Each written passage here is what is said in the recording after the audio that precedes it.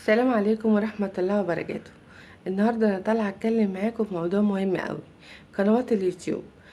والناس دلوقتي كترت قوي وبقت بتعمل قنوات. ربنا يزيد كل الناس يا رب يرزق. وللعلم القناة بتاعتك دي رزق، انت ممكن تبقي فاتحاها وربنا سبحانه وتعالى يبعتلك رزق من حيث لا تحتسبي، وممكن تبقي فاتحاها وتلاقيها بتمشي بالعافية. انتي هو ده، انتي بتعملي مشروعك او بتعملي حلمك او بس الناس فاكرة ان اللي بيعمل قناة يوتيوب انت بتقبض بالدولار، انت بقيت غني، انت وانت وانت وانت. يا جماعة مفيش الكلام ده خالص. قناة اليوتيوب اول ما بتعمليها فيها شروط. اول شرط اللي هو 1000 مشترك. قولي ايه سهل ان انت تجيبيهم بمجهودك، بسواء معارفك اصدقائك، او بالنشاط اللي انت بتعمليه، او بالشورتس الكتير.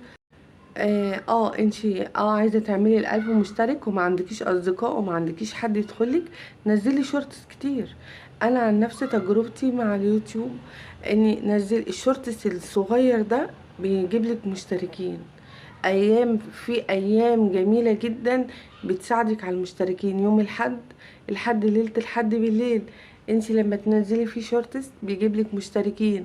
الخميس بالليل بيجيب لك مشتركين. في يعني اليومين دولت انا لاحظت من تجربتي انا ان كان يجيلي بالمثلا 10 مشتركين 11. آه الايام دي. وطبعا انا زي ما بقول ده رزق من عند ربنا. انتي بتعملي ال1000 مشترك، ال1000 مشترك دولت من الشرط الاول. التاني شرط اللي هو الاصعب اللي هو ال4000 ساعة، او زي ما اليوتيوب دلوقتي بقى منزل انك مش عارفة بتعملي انما ان انتي فاكره ان انتي اول ما تعملي قناه يوتيوب خلاص انتي الفلوس هتنزل معاكي بقى ويبقى معاكي بالمليات والالوفات. مفيش الكلام ده خالص خالص. على فكره انتي ممكن قناتك تقعد زي ما قلتلك ده رزق من عند الله وتوفيق من عند الله، ممكن تقعد معاكي كتير جدا. بس كل اللي انا عايزه اقوله ان انتي لو بتعملي محتوى ومش شرط يعني انت عملتي محتوى طبخ مثلا، لقيتي نفسك برضو ممكن تنوعي فيه. انت مش شرط ان انت بتعملي محتوى طبخ يبقى هو اكلاتك طبخ. لا على فكرة، انت مجرد ما بتنزلي على قناتك مثلا الطبخة اللي انت عملتيها، واجي انا كمشاهدة اكتب في السيرج مثلا عايزة طريقة عمل صينية البطاطس، هيطلع لي كل اللي عاملين صينية البطاطس بما ضمنهم قناتي. يعني انت لو جيتي تعملي يوميات مع انما ان انت لما تيجي بتعملي يوميات مع المطبخ، انت فاكره ان انت مع الطبخه ان انت كده بعدتي عن المحتوى. لا خالص. اللي يعني انا من تجربتي انا، من خلال ان انت بتعملي الحاجه بتظهر في السيرج للي طالبها. يعني انا طالبه مثلا محتوى طبخه معينه، هيجيلي كل اللي عاملين طبخات بما ضمنهم قناتي.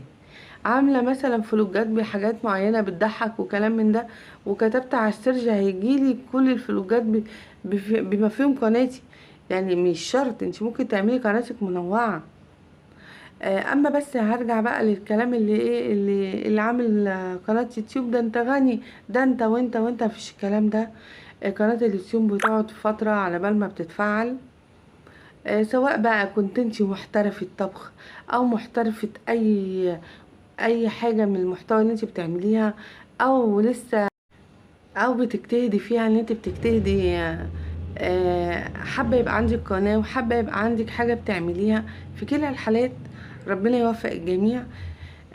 بس انا حبيت اوضح ان الفلوس مش بتنزل، يعني اللي بيبقى عنده قناة خلاص انت برافو عليك، ده انت هتلعب بالفلوس. ما فيش الكلام ده.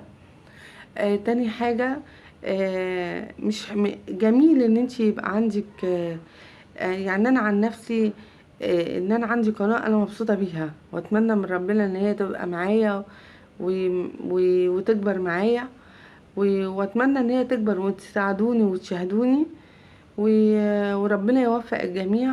بس كان توضيح للناس اللي فاكرة ان اليوتيوب بيجيب مبالغ رهيبة، بيجيب لك مبالغ بس لما قناتك تشتغل، لما قناتك ممكن تقعدي فترة قصيرة وقناتك تكبر، ممكن تقعدي سنين وقناتك تكبر. ده بيبقى رزق ده بيبقى رزق وتوفيق من عند رب العالمين. انا بس كنت بوضح، واتمنى ان انتوا تشاهدوني. اتمنى، انا هبتدي ان انا اعمل يوميات، هبتدي ان انا اطلع معاكم. اتمنى يا رب ونتمنى نضحك مع بعض ونهزر مع بعض، والدنيا تبقى، والله الدنيا ما مستاهله. الدنيا مش مستاهله، وربنا يدوم المعروف بين الناس. انا عن نفسي بساعد الناس على قد ما بقدر، بس اكتشفت في الزمن ده ان انت لما بتساعدي حد، في اللي بيفهمك صح وفي اللي بيفهمك غلط، وفي كلا الحالتين اللي بيحبك هيفهمك صح، واللي ميحبكيش هيفهمك غلط، لان هو عايز يفهمك غلط. باي باي.